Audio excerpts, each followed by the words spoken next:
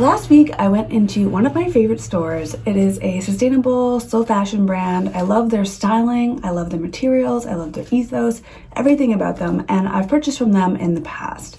I knew that they were having their end of season sale, and so I wanted to check out a few things that I saw online and, see how it fit and kind of see everything in person.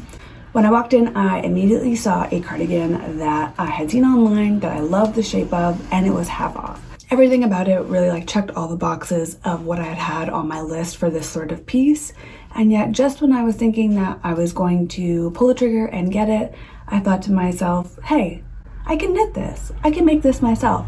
And I put it down and I walked away. I did not get it. Hey everyone, welcome back to my channel. My name is Cassie. If you're new here, this is a space where I talk about making my own clothes and I share tips with you on how you can make your own clothes as well. So if that's something that you're into, I would love to have you along for the ride. So subscribe below.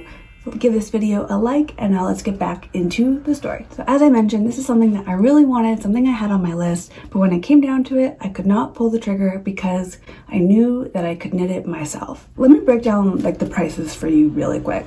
So this was originally $160 on sale for $80. If I were going to make this myself, I would have to get the yarn. And so the materials will be about $50 with the yarn, getting the right yarn that I want, buying the pattern, all of that stuff. So making it would mean that it's a little bit more than half price with the pattern and with the materials and all of that stuff. And then of course you have to add on the time that it takes to make it. And while I'm not charging myself for labor, it would still take me about a month to make it, maybe more, depending on, how long it takes me to knit up.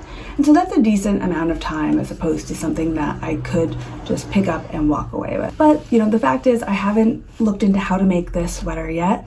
And so ultimately I am saving myself money by not making it. And so what I wanted to talk about today were some of the really great things that have come out of making my own clothes and how it's changed my relationship with shopping, as well as some of the negative things, because there have been a couple as well. For positives, I am shopping far less than I normally would.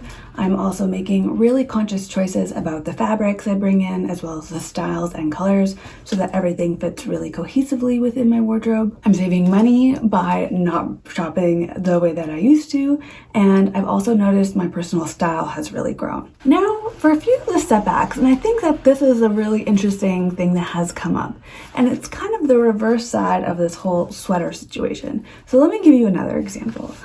I've been really needing jeans.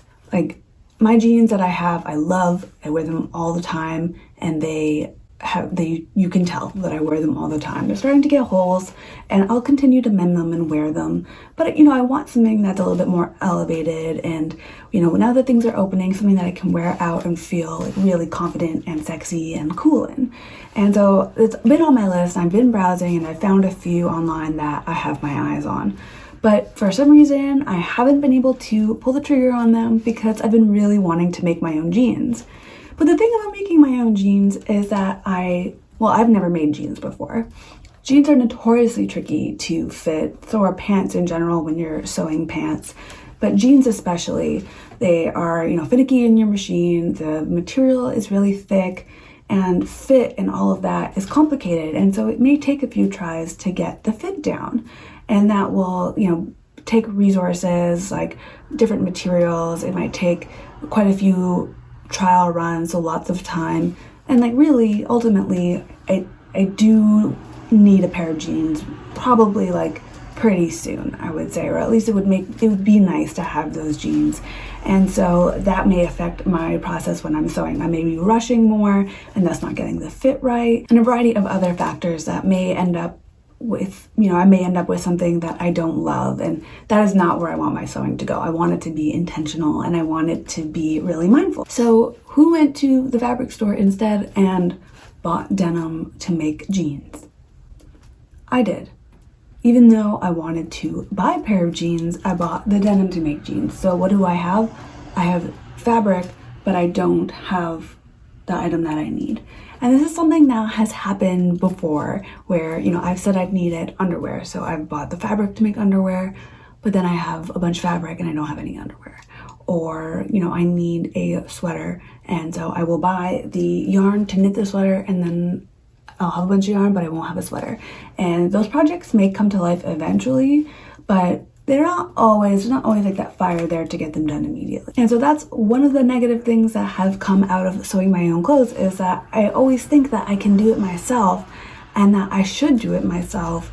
And there's some guilt around buying things rather than making everything.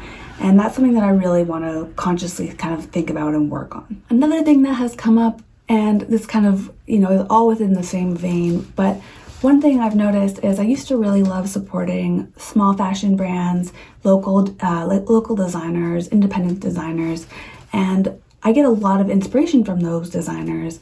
I love, you know, Eliza Falconer and Samantha Pleat and a variety of other different, like, really awesome Canadian and independent designers, but I have not been buying from them, even if I'm saving my money to, like, buy, you know, one piece a year or 2 pieces a year or something like that.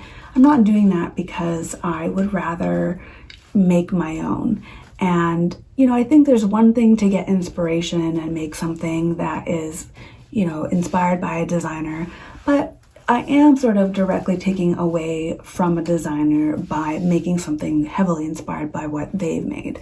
And I think that, you know, that also kind of goes against my ethos, because I think that supporting designers is really important.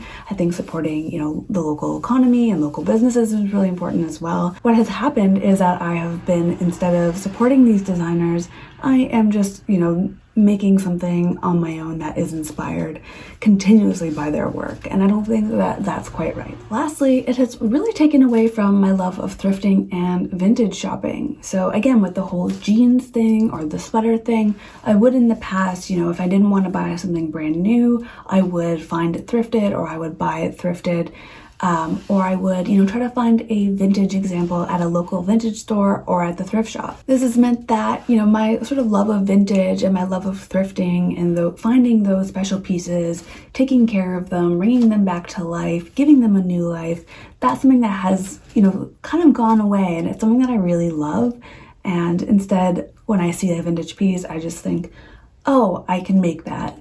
And then I never do. And, you know, I look at some of these influencers and other people on Instagram and on TikTok who have been thrifting and finding amazing pieces, and I do feel a little bit of like a lurch where I do miss that really like exciting feeling of finding something that someone else maybe made in the past. I love when you find like vintage handmade pieces or finding vintage designer items that just feel really special and being able to, you know, continue their life.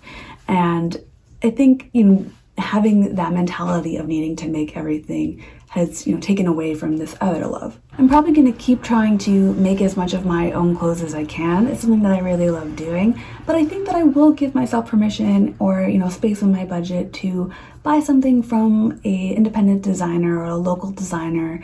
You know, if there's a really special vintage piece, make space for that in my budget and within my wardrobe to bring those pieces in, so that there's a really nice collection of me-made items that are from my own hands, as well as designers that I really love, and those special vintage pieces that are maybe hard to find but inject that sort of like cool and like fun personality into my wardrobe. So that's the end of this video. I would love to know what you think about this conversation. Do you make your own clothes? Are you trying to make any changes within your shopping habits, your making habits, buying, spending, all that good stuff? And if you would like to hang out more on the internet, I'm on TikTok and on Instagram at Making Cassie. So I would love to see you there. If not, I will see you next week. Bye.